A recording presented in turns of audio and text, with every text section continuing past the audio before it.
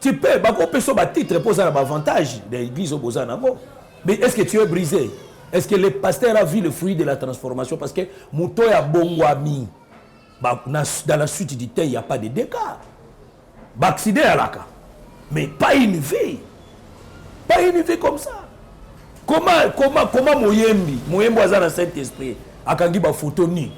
Et bani non deni Mouyembi a un Saint-Esprit. A kangi ba photo. Na su ba image wana. Moi si mo bandoso na moi si ana sko. Bon siko. Mais neza boy na componente na kanza ki yete me pena a filmer pena a benga l'appel vidéo. Mo li peneza yé. Mais c'est ça dès on a zolo ba on a lobité, ya on a lobité. Il faut là-bas où tu as parce que les loyaux, soit disant les musiciens, parce que nous avons une difficulté. Il y a quoi na mayembi à l'élo. Na ça na difficulté ma casse parce que comme le cola ba petit na biso net ma fali pas. Comme le cola ba petit na biso le cola ba faire cola comme le cola ba petit na biso le cola ba fabrigas. Asa petit frère par rapport à Nzoto boy. Ce sont des petits frères. Ba leki na Nzoto. Non, ce sont des Congolais. Ce sont des Congolais, des citoyens congolais, mais par rapport à âge, Boye, ça va les Kinangaï.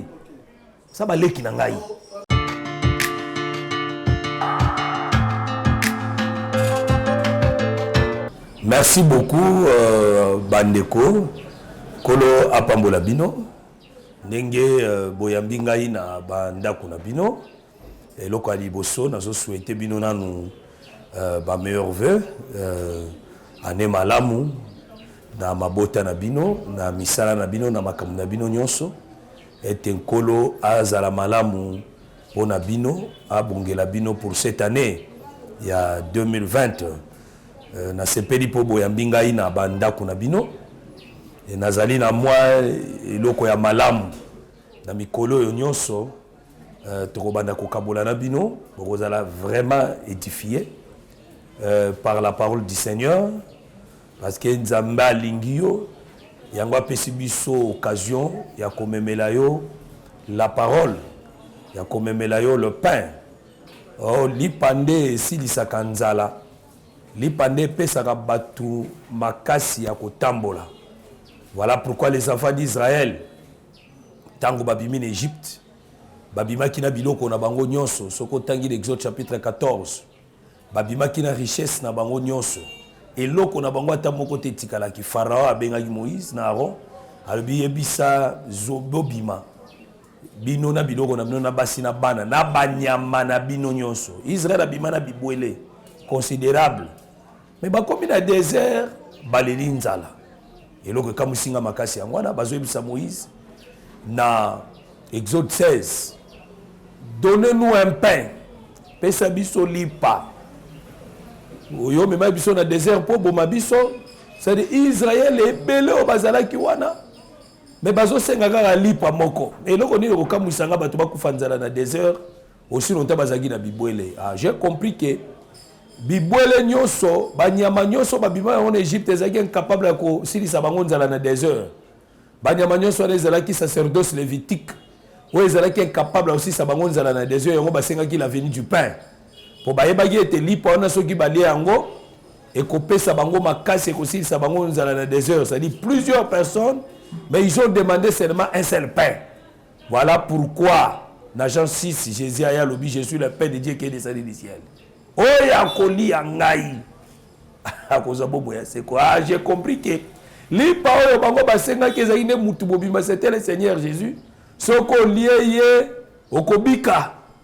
Soko lié okozesu na nzala te soko lié okokufa lisusu te soko lié okotambola na kati ya désert okolonga désert eza na betempérie désert eza na ba problème. Je vous dis que le désert c'est le monde que nous marchons maintenant pour longa monde oyo na ba problème nango nyonso ba mikakatano mitungisi solution ezaka moko manger le pain qui est Jésus soko lié lipa oyo ezali Yesu okobikisama. Les chrétiens ont barabi soboye. Na psaume 104. Psaume 104 verset 15 et le biboye. Psaume 104 verset 15 et le bi. Le vin qui réjouit le cœur de l'homme. Au kiti paragraphe assez balobi et l'épée qui soutient le cœur de l'homme. Bazotalisa wa ke lipa e soutenaka motema ya moto.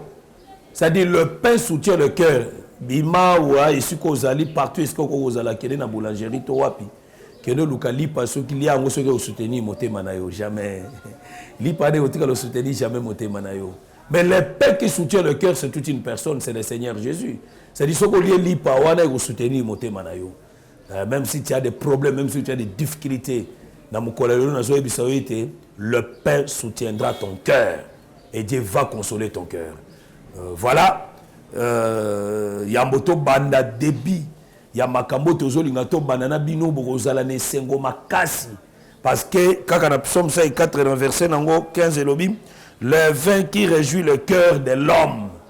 Vigno masanga oye sepelisaka motema ya moto. Na opesa bino le vin qui réjouit le cœur de l'homme. Vin wana ezali pa ezali ya ba alimentation te, ya ba supermarché te. Vin oye ezali écriture, oye ezali interprétation boba mina kati écriture et ko sepelisa motema na yo. Et oyebi le vin so que sepelisi motema na yo c'est ko olongwa na ba chagrin, olongwa na ba souci. La difficulté, le Seigneur a aussi la biso grâce. Pendant tout ce temps, Dieu te bénira. Si j'ai un biso, oyo tokolobela na bata oyo nyonso pe soki to silisi yango, tokokota na ba sujet mususu ya kitoko ezali le vin qui réjouit le cœur de l'homme. Donc ça veut dire simbango ba sujet nyonso tokobanda kolobela na mukuse ezalaka le vin qui réjouit le cœur de l'homme. Et ça vin ozo réjouir motema ya mutu. Tozui yango wapi? Tozui yango na Philippiens. Na Philippiens chapitre nango 2. Philippiens chapitre 2. Ndeso pesa biso nzela ya kozwa thème na biso po thème baso yango ka d'écriture. Pour mutu qui ne raisonner makambu na été. Philippiens chapitre 2 verset nango 5. Ayez en vous les sentiments qui étaient en Jésus-Christ. C'est ça thème Nabiso Yangwana. Ayez en vous les sentiments qui étaient en Jésus-Christ. Zala nakati na yo. Toboza ezala nakati na bino. Sentiment. Bas sentiment. O ezala ki nakati ya Jésus-Christ. Ezali plusieurs sentiments. Ayez en vous les sentiments na pluriel. Oza na kati ya Yesu. Siko yango longwa na kati ya Yesu ekoma na kati na yo. Siko nde par la grâce du Seigneur tokobanda kotambola nango muke muke toyeba ba sentiment ezaki na kati ya Yesu ezalaki nini. Le frère Paul akiti nango na mwa ba détail. Na kokele nango na mwa révélation pe sima na kokita nango na doctrine. Poto kokana kovanda ko comprendre ko solola ko yeba le sentiment qui est en Jésus-Christ. Ezaki ba sentiment nini. Nous sommes thème de Philippiens chapitre 2 verset 5. C'est là où notre thème est fan. Ce qu'on a développé notre marche. Le frère bien-aimé Akiti, pour nous expliquer, lequel exista en forme de Dieu n'a point regardé comme une proie à arracher d'être égal avec Dieu. Ah, ça dit, ah ouais, tout ce monde a premier sentiment. Balobi Yesu oyazalaki coexister na forme ya Nzambe, c'est-à-dire la langage mususu Yesu nde Nzambe, c'est-à-dire Yesu azalaki Nzambe. Mais ce que tala sentiment oyo frère Paul azolinga biso tozala nango yango ezalaki pa ya Jésus sentiment ngwango. Abi n'a point regardé comme une proie à arracher d'être égal avec Dieu. N'a point regardé comme une proie à arracher. Atalite bonzambe wana ya kotalaka yango lokola musuni ya kobotola. Ah, c'est que bonzambe zalaka nde musuni ya kobotola. Ami komisa égal na nzambe. Ah, ça dit awa mo porte bozo fungola biso. Bazotalisa ke gloire wana o ya nzambe ezalaka ne musuni. Ezalaka ne musuni.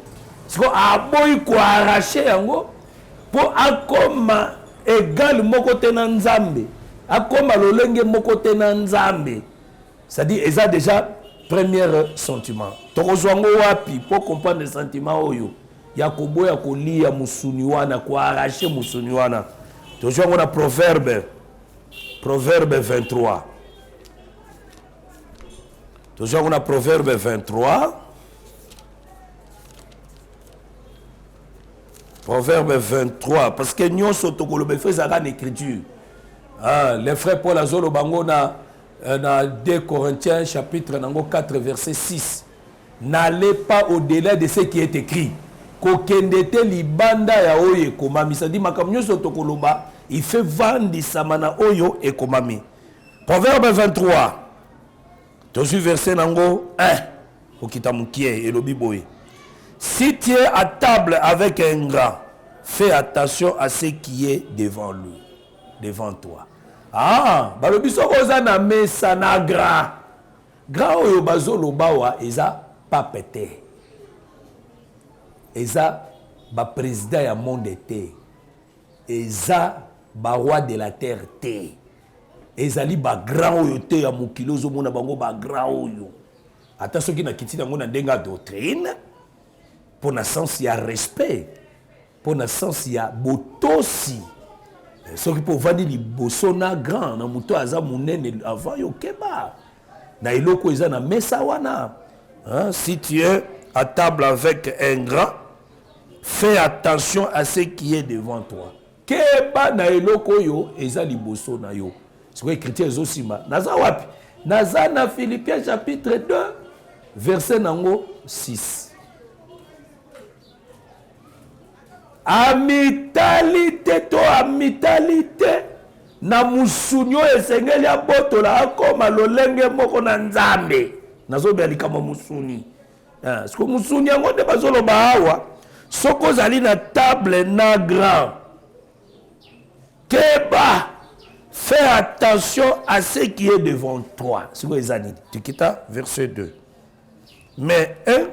mets un couteau à ta gorge. Zwambeli tia na kingo na yo. C'est que ça m'a lia.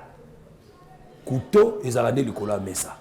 C'est que ils ont ba couvert nyonso. Ils ont tout pour se servir. C'est que il y a quelque chose là. Ce que ba na elo ozana grand. Que ba na elo ko wana eza liboso na osko babi. Komi ke bisezani ni zwambeli tia ngo na gorge na yo. Bino nyonso soki bozana batata bino likola mesa so bozana bayal bino likola mesa yo za leki avaolia musudu eza kuna zwana lumbeli tia na gorge omoni que interprétation est très importante au kufa tu vas c'est tu vois inutilement c'est dit nous allons expliquer le couteau c'est quoi pour comprendre la pensée de la parole donc ita abi ne convoite pas ces friandises kolulate misuni na ye. C'est ça. C'est-à-dire sur la table, il y a des friandises. Ba friandises eza ye, misuni eza ye. Parce que so à la table, keba na musuni wana. Keba na musuni wana ko convoiter ngote. Bato belé bazo kufa pour bazo convoiter mingi. Bazo lula mingi. La convoitise détruit les gens. La convoitise. Et ça, bon, batu mingi. Na lobela moi parce que c'est très important pour la relobela sur la convoitise. Tosimba yango tozui Galate. Tozui Galate chapitre nango 5. Kona balobinine. Tozui à partir du verset 19. Et le biboye. Or, les œuvres de la chair sont manifestées, ce sont l'impudicité, l'impureté, la dissolution, l'idolâtrie, la magie, les inimitiés, les querelles, les jalousies, les animosités, les disputes, les divisions, les sectes, l'envie, biloulela, c'est ça la convoitise. L'ivrognerie, les excès de table et les choses semblables. Vous voyez, l'envie ici, c'est la convoitise. C'est la convoitise. Et là, on a besoin convoitise. Parce que eloko eko freiner yo pour convoiter et ça des mbeli au kotia na gorge na yo. So ozu mbeli au na gorge na yo pour convoiter les soute. Misuna batweza nango likolo mais ça mais eloko zo boma batweza ba convoitise. La convoitise de la chair. Bilulela ya nzoto bazo benga l'envie. Ndezo boma batu soki lelo moni bato bakota kisi ya babanda kwa banganga. Bazo kota na kati ya mubulu koyiba. Bazo kota na ba détournement, bazo kota na makambo ya mabe. Ezelo ko mususu te. Ezali bilulela. Soki ba pasteur bakoti na kati ya ba loge, ba pasteur ebele bakoti na kati ya ba science occulte, bakoti na makambo kili. Eloko eza nini? Devenir aussi grand. Koko mape munene. Nga na boyi te muta koma munene. Na boyi élévation te. Na boyi botombo amite. Mais ça la botombo mais zo te pas na nzambe. Et ça la réellement l'élévation zo te pas na nzambe. Mais l'élévation fabriquée te. Élévation ya koluka na banzela ya mulilité. Pour muta tombo amako munene. Nazo kitaba lobi keba na ba friandise na ye. Ça veut dire ba misunu ezali sur la table. Balobi nini?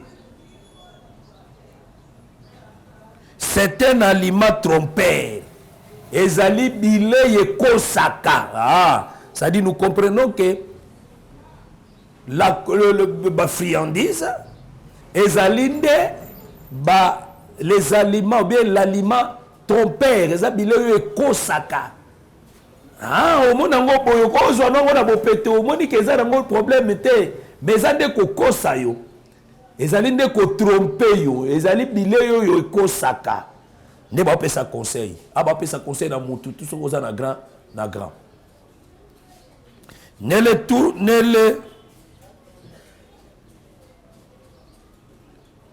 Ne te tourmente pas pour t'enrichir. Il n'y a plus que pas ton intelligence. Qu'on se tourmente pour s'enrichir. Père écriture Robinin. Écriture Robinin et l'objet que il n'y a plus que pas ton intelligence. Quand il y a ta intelligence na yo, likolo ya biloko wana. Siko nazo kita. Eza nini? Biloko yango eza nini? C'est ça être comme Dieu. Parce que le frère Paul azo benga la divinité. Kozala munene, kozala nzambe. Eza ne musuni. Oh Jésus a boy ko arrachango pas comme égal na nzambe. Ça dit soka arrachango a comme égal na nzambe. À part là, nous comprenons que c'est la divinité, ça dit bon Zambé. Ça dit si tu es en table avec un grand, que pas misunu ezana mesa. Tout le monde a ngo biloko wana. Ozana na mukolo sur na mesa, bache misuni, mais moi na muka weleli ko se servir avant mukolo. Ah oui, la ka musuni ya munene. Alobi ke nga na rolia musuni wana, mais fais attention, musone za rapona mukolo. Oh la table c'est quoi? La table parle de la parole. La table c'est la parole. La table, ce sont les Écritures. Et nous sommes à table avec le grand. Le grand, c'est qui? C'est Jésus. Le grand, c'est Dieu lui-même. Nous tous, nous sommes des petits.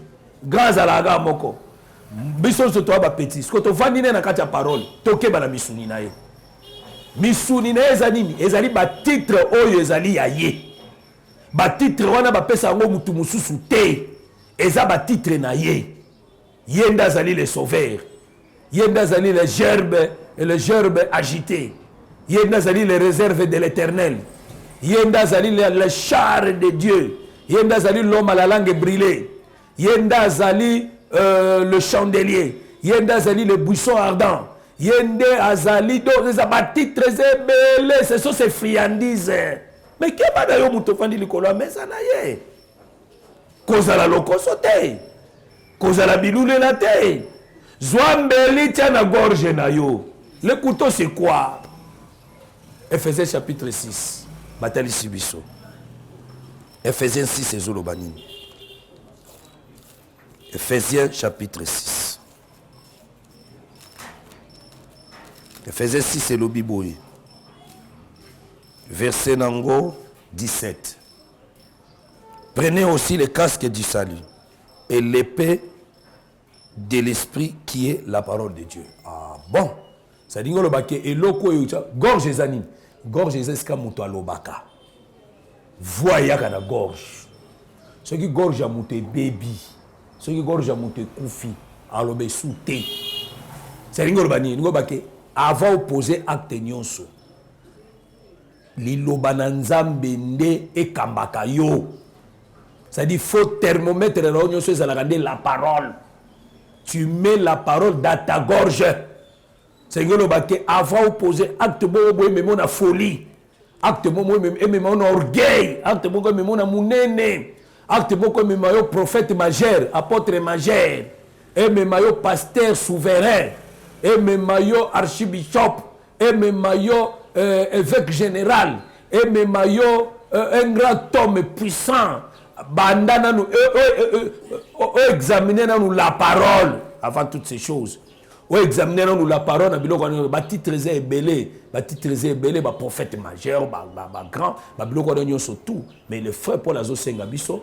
Ayez en vous le sentiment. Ça dit, toi, on a la première étape. Parce que le sentiment, nous sommes allés. Toi, on a la première étape. Ayez en vous le sentiment qui est tangible. Le sentiment est là. Amisala qui est gananzambe te. Aboua qui ko arraché musunywana ako misango yaye. Ami beta nango tolo. Abana ko mitambola ye grand, ye grand. Imaginez Jésus bazo poser une question. Balobi na ye le juste. Alobi juste ezara moko. C'est le Père lui-même. Gloire. Mais yote. Ok, c'était pour vous dans le docteur Jacques Moutombo. Bon, pasteur, docteur, ok. Attends, avec pasteur, ma bête. Non, pasteur, les hommes battent les hommes pasteur. Non, pour expliquer sur les 5 dons ministères. Les 5 dons ministériels. Parce que c'est Ephésiens 4, verset 11. Donc, expliquer en gros, comment nino monter il faut même. Moi, dans Nzambe, comment nino il fallait à même nakatinae. Ok. Ezala batei, ezala bana na Nzambe. Et c'est là comment nini ba kokala ko même. Bon, docteur, il y a deux actualités, les autres tambola. Deux actualités, il y a plus grand homme de Dieu, ah, bazala mboka na biso, batouana, toujours le sentiment, donc, ngana ina zo sentiment brit, ngana ozala plus pas biblique ma casse na ozala roi quinoa et puis en même temps aussi na chrétien mais na ozala quinoa parce que ça ba question belé na ba église, na ba quartier, et ça ba pagano pe ba lobango, et ça ba tunyo na ozala plus wana parce que il faut répondre biso. Sikoyo ba sentiment o esala ka mosai na nzambe. Ndenge lobi ami bengi kombo, achepe na kombo na ependa wana. Est-ce que pour bible pe lobi ke so tu as 5 ministères, tu as comme. 5 dons ministères, 5 ministères des Akamoko. Ok. Ministère des Akamoko, ils ont Jésus. Ok. Mais ils ont 5 costumes. Ok. Les babengango ba dons. Ok. Les 5 dons ministériels. Ok. Mais ministère des Akamoko. Ah, parce que Babi a salué monsieur loco là. Docteur loco l'apôtre loco là mais ceux qui par exemple pasteur P. Le roi dans loco là et on a salué Abi bengi par exemple l'homme de fée. Par exemple il n'y a pas ça le roi Nzambe. Pour tangue sobi ami sala ki Nzambe te. Donc azala ki Nzambe mami sala ki Nzambe te. Ozomona. Donc ba pasteur pe un mot pe bazala le roi Nzambe. Pour yo soza ki Nzambe donc a ko pe lo ba ngana za la réserve de l'Éternel. Donc pour aza compte. Aza pe le roi Jésus. Donc c'est un peu ça. Et alors, on comprend. Na comprendre le langage joana. Na comprendre le langage joana. Il faut problème les allés fonder batu batanga la Bible. Aucun apôtre biso tozalaka ba prophète ancienne alliance té. OK. Ça dit ba prophète ancienne alliance. Ti na œuvre de la croix parce que nouvelle alliance et banda na kobota ma Yesu té. Jésus tanga botamaka na se ya ancienne alliance. Il était toujours sous la loi. Ti ya kokufa de nekulusu. Ça dit deux ba el mi balewana. Ancienne alliance, nouvelle alliance. Ancienne alliance ezo souka na œuvre de la croix. Nouvelle alliance ezo banda après la mort de Jésus. Donc à la mort de Jésus parce que bon baki na Matthieu 26 verset 27 atobola ki coupe alobi coupe ezali makila na ngai. C'est mon sang et ça le sang de l'alliance. C'est-à-dire alliance et banda qui par le sang de Jésus dans l'œuvre de la croix. Si le lot, nous sommes dans il y a alliance, il y a Jésus Christ. Vous comprenez? Ça veut dire, ce qu'on zongi avant la croix, aux ba Élie, aux ba Jérémie, aux ba bililingi à Jésus Christ. Parce que l'ombre de Jésus. Voilà pourquoi au monde a mikua ya Élisée ata akufi, mais mikua na isa na makoki ya ko sekuisa. Moté ya ta ko zelo ko ala me mango mikua wana za ipeza mikua. Bazu peza muto akufa, ba yeba kite ba moni ba to bitumba, bazo kima pona bato wana ba mona bango te ba bwaki ebembe tombo ya prophète ba zipango et batika ouverture et comme singa et tombo ya prophète batika ngo ouverture ba inane nde ba bwaki mukufi na kati et mukufi wana assez quoi toucher miko prophète assez kui nde lelo photo luka prophète moko wa aliaka madesu aliaka pizza amelaka chocolat yenda bibenga biso moi le miko d'Élysée. Oh, non, ça c'est la folie. Moni ombre makamone zaka va la croix. Après la croix nous sommes tokoti na ordre. Tout jusqu'au comportement ya ba apôtre.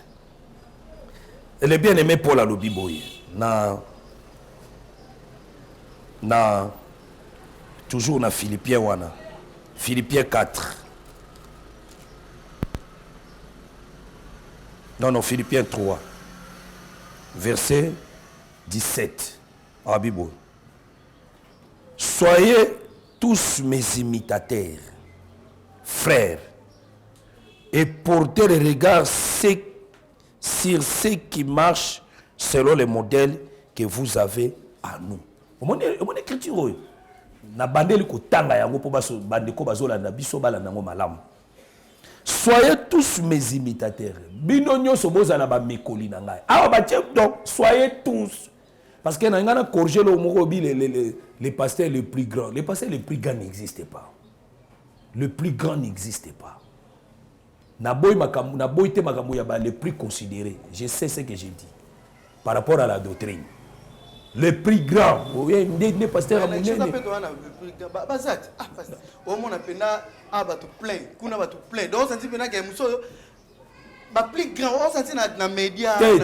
C'est ça les rêves. Des rêves en Guana.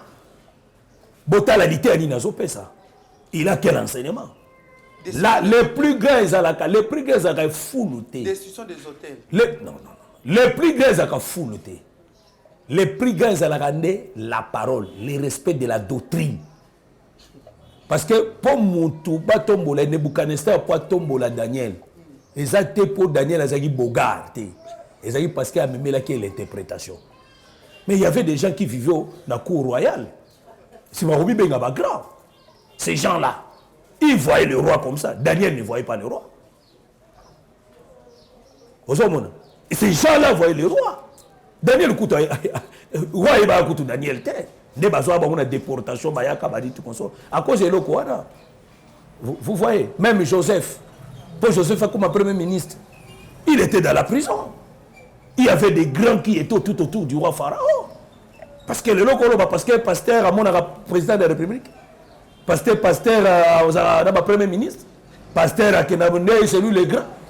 Le grand c'est qui? C'est lui qui connaît les songes. Et c'est lui qui connaît les songes et son explication. Okay. Les grands, ils allaient mouton, ils ne songent pas, ils bien interprétation à songe. C'est ça la grandeur. La grandeur, ils ont foule. Parce que foule, oui, là, ça là, mon frère. JB, ça là, foule. Michael Jackson, à son époque, ils ont été conseillé pour l'ambulance. L'ambulance, c'est l'ibanda. Il y a une onction, parce qu'il y a aussi l'onction diabolique. Il y a une onction. Bato bazoko ba okele mona ba hôpital. Mes frères, na opeso écriture. Na opeso écriture ya Salomon. Salomon regardait tout ce qui s'est passé pour ayeba koyeba makambo et puis les fils d'Issankar, bazalaki d'intelligence ya temps. pour baïba ko ça Israël tout comme une époque où ba ko marcher pasteur doit connaître tout mais il peut pas vivre dans le péché.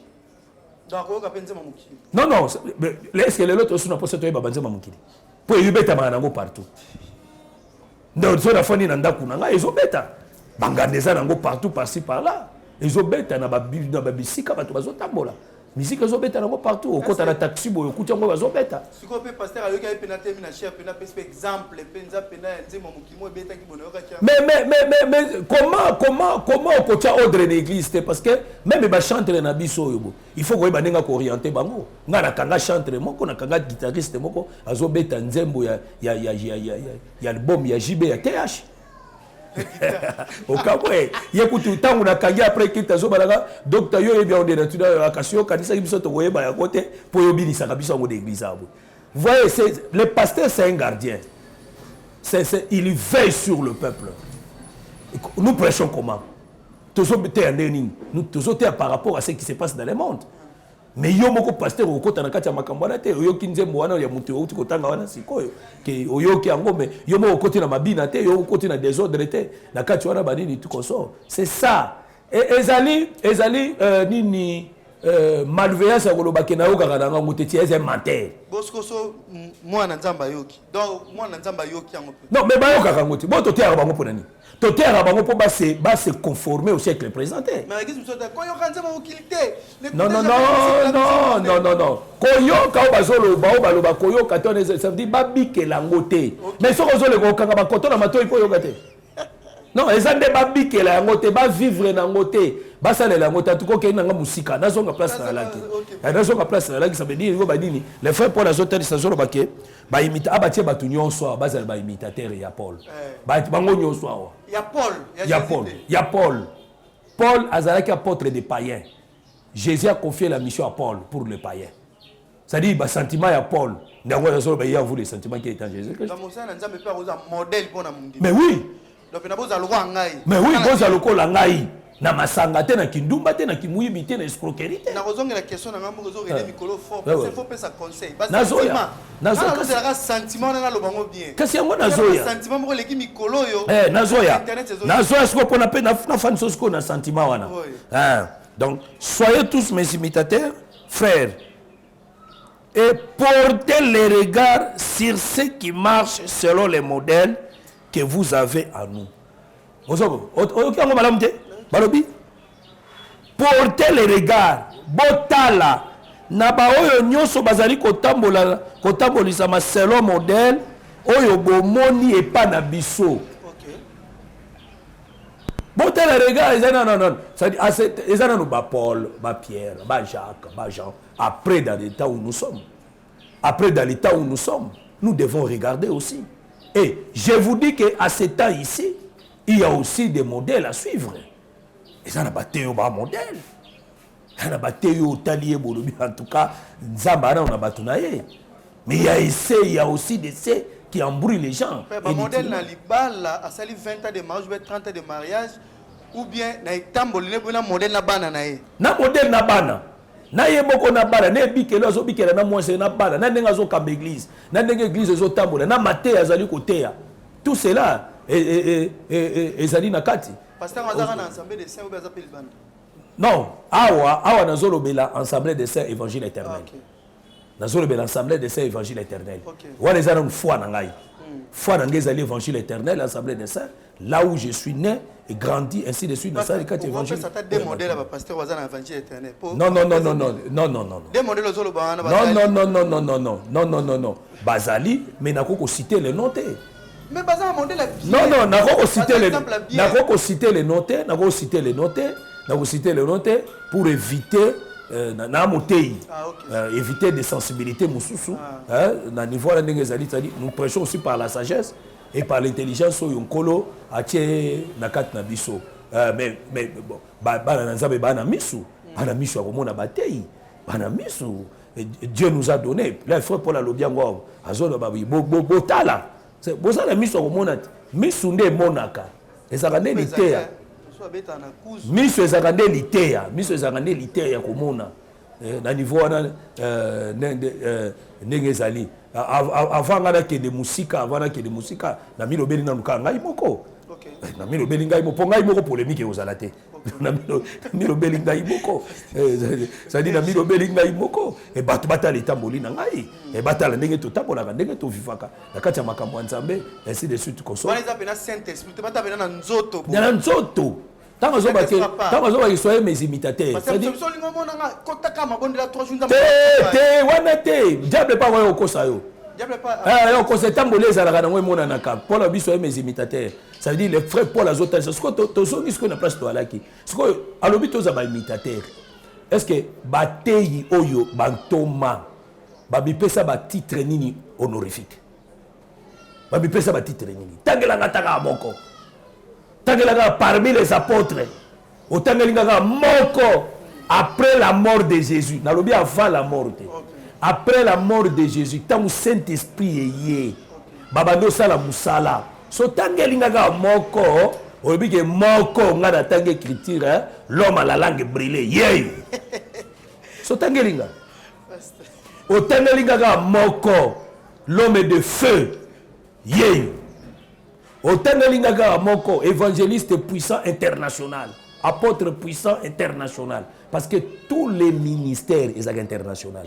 ministère local et à la raté parce que les ministères sont pour un corps parce que les gens confondent être ancien et être ministre de la parole. Un ancien il est le conducteur de l'assemblée locale, c'est local, mais un ministre il est dans le corps Christ. Il est dans le corps Christ. C'est ça la différence à moi. So tangelinga moko. So ko tangelinga moko lobi no te na Bible na moni modèle parmi les apôtres. Mon pasteur, mon apôtre babenga kiebo, docteur babenga kiebo, prophète babenga kiebo. Sinde tozui lumière wana te. Mais aux unité Jean na l'île Patmos, biloko Jean mona. Tangelinga moté ni na mona tawa ya mona. Mais ami benga grand, ami benga teke yazaboye, azuba sobriquet. Ce sont des histoires de païens. Ce sont des titres réservés rien qu'à Dieu. Comme il benga buisson ardent. Mais le buisson ardent, c'est Jésus lui-même. Qu'est-ce que ça compte? Non, frère. Mais n'a pas su écriture à Proverbe 23, frère. N'a pas su écriture qu'on loue la friandise n'a été. Okay. Oh, on est comme interdit. Na terreau kokota te. Pour na peso résolution ya Dieu.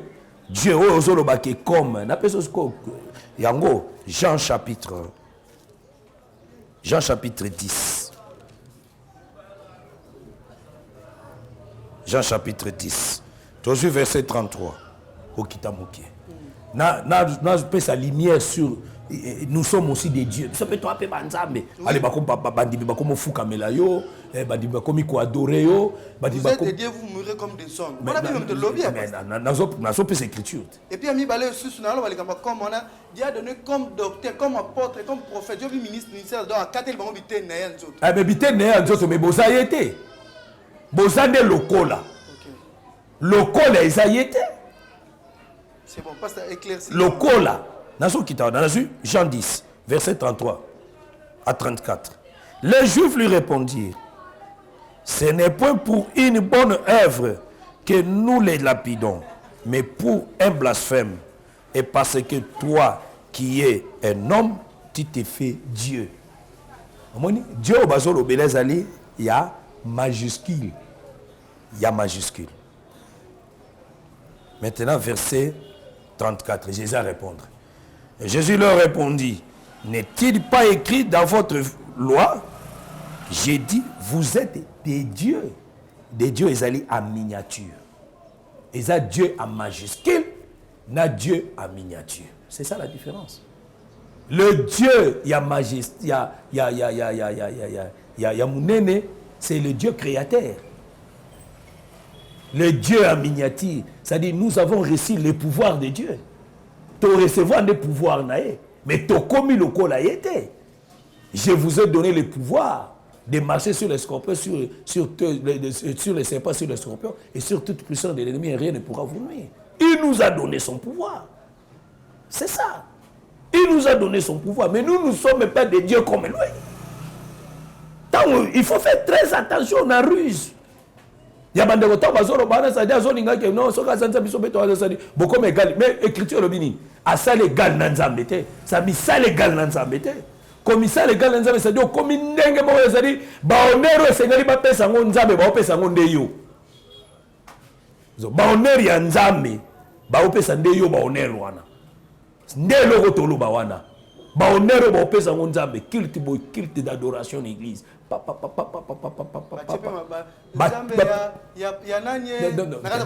nazoya wana kilti bomonaka pas loyembo bakati loyembo pas nous voulons maintenant faire entrer l'homme de Dieu bakati louange double honneur non double honneur totanga double honneur hein, parce que c'est ça aussi confusion monene yango totanga double honneur frère totanga double honneur parce que c'est là où il y a la confusion hein confusion ça et ça makashi côté kuna ce qu'il faut totanga double honneur est lié au banini.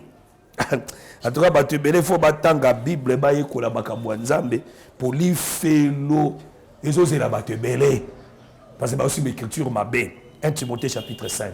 Tout en double honneur. Versets 17 à 18. Que les anciens qui dirigent bien soient jugés dignes d'un double honneur. Surtout ceux qui travaillent à la prédication et à l'enseignement. Car, ça dit la pensée continue. Car, pourquoi on peut faire un double honneur? Parce qu'on va expliquer pourquoi on peut faire un double honneur. Car, l'écriture dit, tu n'amuseras point le bec quand il foule le grain et l'ouvrier mérite son salaire. C'est ça. Double honneur, les amis, Nicolas, Sabaté, Imalamu, Kofuta, Bango, Lifuta. C'est ça, double honneur. Ok. Donc, ils ont dit que totalement pouté. C'est la confusion. Donc, on appelle ça double honneur. Donc, allez, ça monte. Allez, ça monte. Ça dit qu'on juge monte, il copie ce double honneur, ça qu'on l'a, ça y est. Offrande du prophète. Comme offrande, non.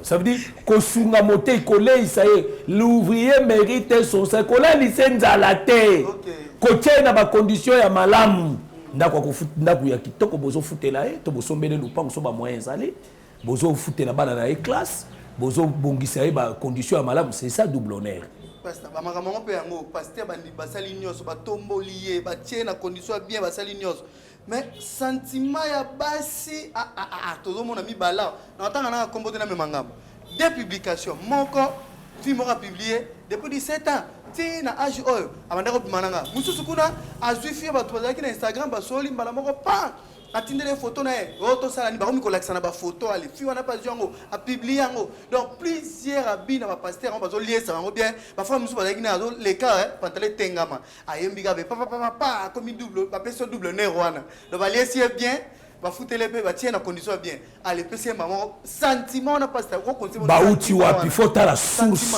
il faut ta la bauti wapi parce que moi le ben nga sentiment la que ça senti mensonge donc ils a le sentiment ça le kuta donc ça dit nenge Paul alobia wa ya vous les sentiments qui étaient boza na le couteau ils a dit kati ya Jésus Christ c'était la fatigue vous voyez je sens dans mon esprit c'est là où maintenant nous disons que ce sont des mal formés ba forma bango malamu te des païens ba incirconcis ba makambo nzambe te problème ezali ya origine il faut otala batuana comment ba koti na makambo nzambe des hommes non brisés non formés ils sont entrés comme ça dans les choses de Dieu. Mais parce que la théologie, pasteur. La théologie, c'est diabolique. La théologie, l'église et puis comme pasteur responsable de l'église. Non, c'est là où il y a la confusion. Tu peux, titre pour ça l'avantage de l'église au Bozanango. Mais est-ce que tu es brisé? Est-ce que le pasteur a vu le fruit de la transformation? Parce que Mouto ya Bongwami. Dans la suite du temps, il n'y a pas de dégâts. Accident à la cas. Mais pas une vie. Pas une vie comme ça. Comment Mouyembi a dans Saint-Esprit a kangi ba photo ni. Et bani na ndeni Mouyembi a dans Saint-Esprit a kangi ba photo. Na su ba image wana. Moi si mo bandoso na moi si ana sko. Bon siko. Mais neza boy na comprendre na kanza ki yete mais filmer pendant avec un appel vidéo. Mon libéré ça y est. Ah mais c'est ça. D'ailleurs on a zolo ba, on a lobité, ya on a lobité. Il faut tala ba où tu vois parce que les loyo, soit disant les musiciens parce que ngana na difficulté, ya ko quoi na ba yembi wa lelo. Na ça na difficulté makas parce que ba comme lokola ba petit na biso net ma fali poupa, ba comme lokola ba petit na biso lokola ba faire gola, ba comme lokola ba petit na biso lokola ba fabrigas, ba ça petit frère par rapport à Nzoto boy. Sont des petits frères, ba leki na Nzoto. Non, ce sont des Congolais. Ce sont des Congolais, des citoyens congolais, mais par rapport à âge, bouillé, ça va aller qui n'engaille. Ça va aller qui n'engaille. En tant que Congolais, là, on va dire que pas. Donc, on peut mettre la musique, on va représenter la Libanda, on va Côte d'Ivoire, on va tirer le drapeau Congo, on peut un tant qu'artiste. Non, non, là, ils ont Makambo, Moussa Nabango Basalaka. Je ne peux pas entrer là-bas. Ils ont Moussa Nabango Basalaka, mais Basalaka. Mais il y a une limite. Nous avons une limite entre Mabélé et Maï. Pour Maï et Zipa Mabélé. Nous avons une limite. Prochainement, on peut s'aliter à Wana. Sur limite, il y a Maï et Mabélé par rapport au 3e jour de la création. Nous avons mis Mabélé dans Maï, la terre sec. C'est là qu'on a expliqué sur la conversion. On a déjà lobby. On a expliqué sur la conversion. Kobongwama. Batu babongwama ndenge nini. Na makambo oyo omoni na ngambo wana c'est ça ya ona zolo ba ya ba musicien ya ba origine ba uteli wapi ba bandeli wapi ba bongwami wapi ça dit tango sanga biloko ba théologie c'est diabolique soit divorcé moi c'est pas nazana no oyo nanga malamu na lobi la théologie c'est diabolique c'est pas biblique la théologie c'est diabolique et ça la Bible était ngayo na hotel makamwanza bon ça il faut un diplôme pastoral non là ils ont une organisation ya Batou ce sont des organisations des hommes ce n'est pas Dieu c'est une organisation ya Batou c'est une organisation ya Batou c'est là où tu dis que makamwanza baby makasi et baby makasi parce que bilo on se parle dans la Bible ya té et ça il faut monter c'est le problème du Saint-Esprit si on a confiance dans ngaïté tant pis pour vous si on a confiance dans ngaïté que nous sommes en Nzambe, il faut nous eloko na bino na ligne na bino lolenge na bino c'est-à-dire ça batu na biso c'est ça Nzambe c'est que baby c'est comme Nzambe c'est que baby mais ba frère ya ngai ya évangile na ngai ba okangela ngai cherté ba frère ya ngai évangile na ngai ba pesa na nzela na te et puis ce mutabo yo te ya mais bima na balabala belela belela batu bibale bisatu ba koyoka yo non oui na soutenir ba bis mais bazaka ba mibi non mais yokanga bien na lobi bien et belé bazaka ba mibi parce que après avoir côté à 5 francs basenga kofrandi na église na basenga kofrandi na bisité les églises té babandimi na ote posenga bango frande mais l'église parce que ça nzoto noté non quand on parle de l'église les nzoto na yo mais ngo ba yondo comme pasteur na ngai votre corps est le temple du Saint-Esprit non corps qui est le temple du Saint-Esprit oui c'est par rapport à Dieu non par rapport à toi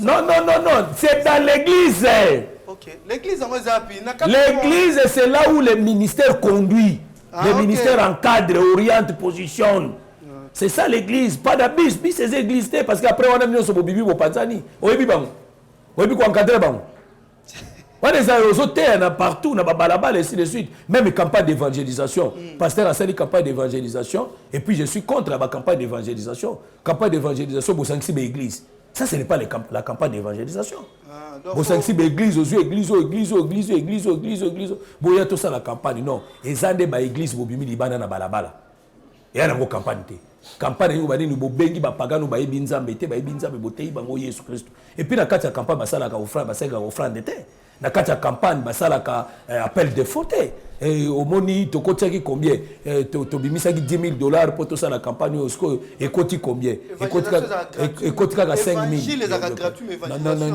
non Luka ba soutenir yo pour ça la campagne pour ça la campagne on gagner ba âme wana nde o encadrer bango nzamba ko pambola bango lobi ba ko soutenir ministère mais paye muto yebi nzambe to ke no sengo frère nini amwe mutu ye moko o sengi te nini te ye moko ya lobi te papa na musana ndengo sa nzamba tsenga na motema na soutenir yo oui mais biloko mona ke sale maka e ko de $10,000 to bimisa $10,000 to sali campagne Après, quand tu combien, quand tu 5 000 euros, tu as échoué, pour te compte Simbo, c'est-à-dire, boza businessman, boza homme d'affaires, boye koluka mbongo na kati ya makambo ya Nzambe. Ça, ce n'est pas ça les choses de Dieu. Il y a un tende makambo ya Nzambe. Vous savez, na zongi na makambo na oli kambo ya origine, parce que na makambo mo ebele, na ba bis, na ba il y a déjà dans faut dans le balo. Na ba bis, na ba bis basalaka, basenga mbongo na bis te mais te ya na yo esili kitana. Yo so mutani ko sombelo mai. Zala na transport non na poche comment na biso bato felete. Bato na biso bato felete, tu es parce que aux frères, au amo santo et au te bato évangile. Prêcher l'évangile et puis si ça na yo place non quitter koki kita na yo et puis à la tête côté na biso sali tintani na poko bibi na sacha munene zongi na ngona ndako ndenge moko na wenzo bani ko tamu sacha le bakuna ba tomate kuna ba pilipili c'est du vol, c'est de l'escroquerie eza muibi na poko zongo keseli te na bangwalima o keseli te na ba voleur pour escroquer au nom de Jésus-Christ, aux escroquer dans le combat de Jésus-Christ, vous êtes sous la malédiction, vous irez en enfer avec ça. La zone d'origine. Mais toi, leur origine est bandit ma paix.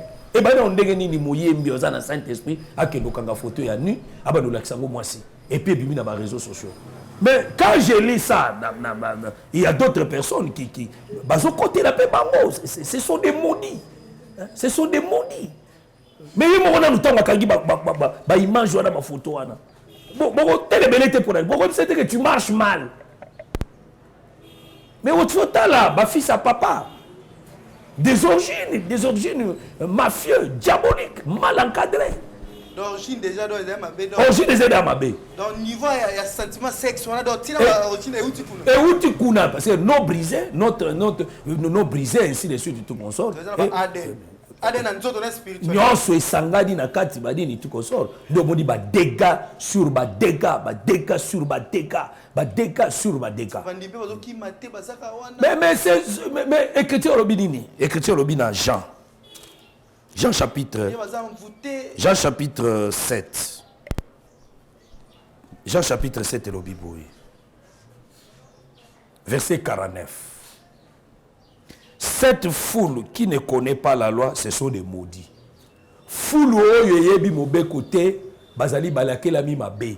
Ceux qui n'église, bandi mi bayebi mobe côté qui est la parole. Bayebi la loi te, baza ba maudit. C'est le problème, bayebi la loi te. Bayebi la parole de Dieu te. Vous voyez? Bon pena ba, nous sommes appelés ça les zéros. Donc on appelle ça titre mon corps à seul enseignement une semaine. On a un séminaire rebelle là donc à cette une titre ne tuez pas les héros de votre pays. Donc on a bon donc les enseignement faux. Donc écoutez, tout d'abord héros par rapport à ni. Héros par rapport à ni. Il y a batté à Lokuta. Mabundi tu montes Abundi. Abundi ni a tellement si basse beleba baloter. Nda comme héros. A tel si basse beleba badoté anda comme héros. Baebani va défendre l'évangile. Ko défendre l'évangile par rapport à nous. Ko défendre l'évangile il fait un respect à la doctrine et à l'apôtre. C'est ça défendre l'évangile.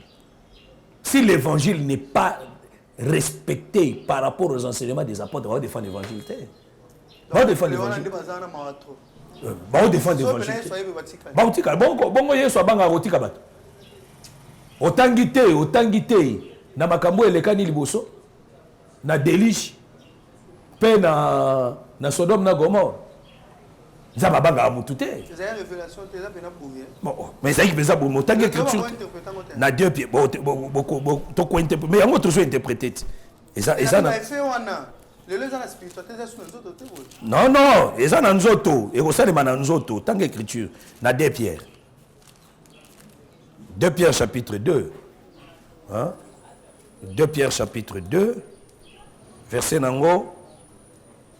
4. Car si Dieu n'a pas épargné les anges qui ont péché, mais s'il les a précipités dans les abîmes des ténèbres et le réserve pour le jugement. Nzambe kutu a épargné ba ange te. Ange. O ba sumuka ki nzambe a épargné ba ngote ka ba oyo. Nzambe a épargné ba ange o ba sumuka ki te, nzambe a épargné ba ngote. Na oyo na ange na puissant. Hein? Nzambe a épargné ba ngote a réservé ba ko jour à jugement. Ka bino. Donc ba frère wana origine wana touché ko pe to comme dans la souka. Touché ko pe ça on conseil pe na souka pasteur. O pe ça na bango na bandimi. Na kopesa ba bengami po bandima bandimi ba bengami te po bandima te mais plus ça bandimi po bandimi baza lokola babiloko na bango bakangi en otage nazo y comprendre te na oya nango wana na okita nango na se verset 5 s'il n'a pas épargné l'ancien monde mais s'il a sauvé Noé lui 8e c'est prédicateur de la justice lorsqu'il fit venir les déluges sur un monde d'impies. OK. S'il a condamné à la destruction et réduit en cendres les villes de Sodome et Gomorrhe, les donnant comme exemple aux impies à venir. Voilà. Ça dit, Nzambe soki a épargné qui Noé n'a battu dans le 8e, a sauvé bango na arche pour na condamner les impies à Tangoana. Sodome na Gomorrhe a sauvé Lot, le juste. Et ça exemple pour na ba impies bazoya. Paul Pierre Moutalobi Amot, ben Pierre Mouzabana, Nathan Bazali, c'était l'exemple. Pendant hôtel, ça y est, Soka Salaki, Boarosa Langopé. Arosa Langopé, Nathan Otozali. Donc on est dans l'exposition en Zambé. Mais ça, l'exposition en Zambé, ça m'a fait exposer. Mais bozo monote. Mais maintenant, Bandimi, Moutakou fait la yote. Yesuna Koufé la Sopa Makila Ponayo. Moutakou fait la yote. Asala pe lo côté na vie na yo. Ambe sa chair. Yesu akitaki na se pour sauver ton âme. Andimi ko kufa ne kulusu pona ko big âme na yo. Mais ko so âme na ote que no personne de n'importe qui là. Une personne qui ne craint pas Dieu, tu prends ton âme, tu lui donnes. Mais tu prépares ton chemin de l'enfer. Ozo préparer chemin no ya le felo. Mais comment mutozu bo mono zo ko pese po lingi ko tika été. Bokobi ba fanatique d'église. Mundi mazaka fanatique à pasteur te. Mundi mazalinde muto ko qualité ya. Soki pasteur atamboli malamu te, atamboli mabe, libanda makambo nzambe, on lui abandonne. On cherche là où il y a la vraie parole. On cherche là où on crée Dieu. Na Ruth chapitre 2. Boaz a dit que serviteur na abi Aïbsi Bango, Aïbsi Ritabi, j'ai interdit à mes serviteurs de te toucher. Voilà. Comment ils rencontrent en église où les serviteurs babanga bandibité. Les serviteurs bazo simbaka bandibité papa. Et puis on pose à Pewano c'est daddy. Daddy azo simbaka c'est que tu es pour l'enfer.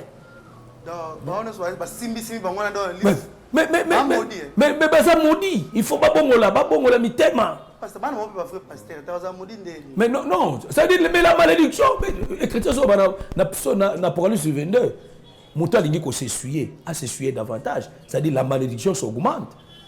La malédiction s'augmente. Nzabazo bisa Abraham. Pour Israël na Canaan, il faut les péchés des Amoréens et comme dans son comble. C'est-à-dire les soumou fait comme dans son comble et se multiplier. Dès que on multiplier ba masumuana.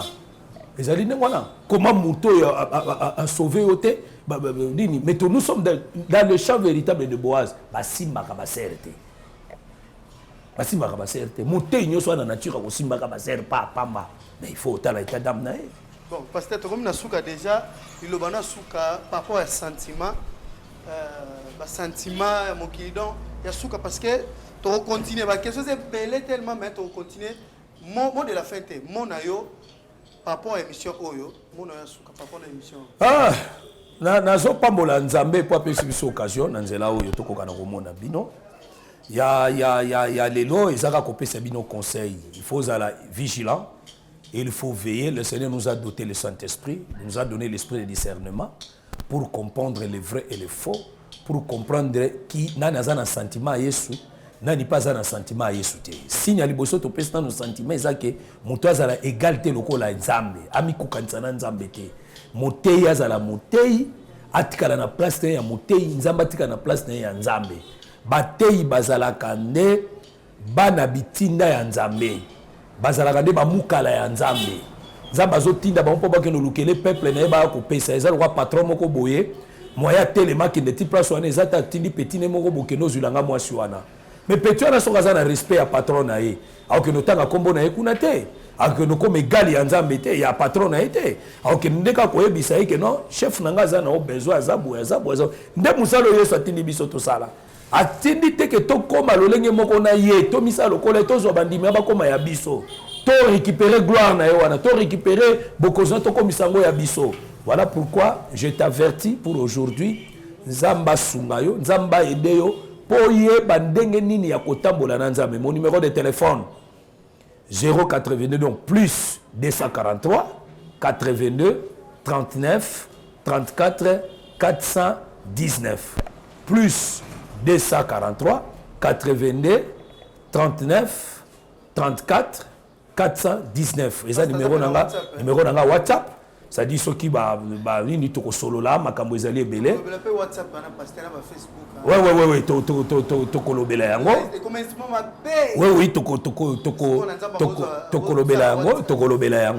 to kolobela yango mais na mukuse na nous ezaki ezali moyen de communication quand to sala ba téléphone quand to sala ba caméra ezali ba moyen de communication mais nous allons développer ça to kolobela yango na ngambo wana vraiment que le Seigneur vous bénisse.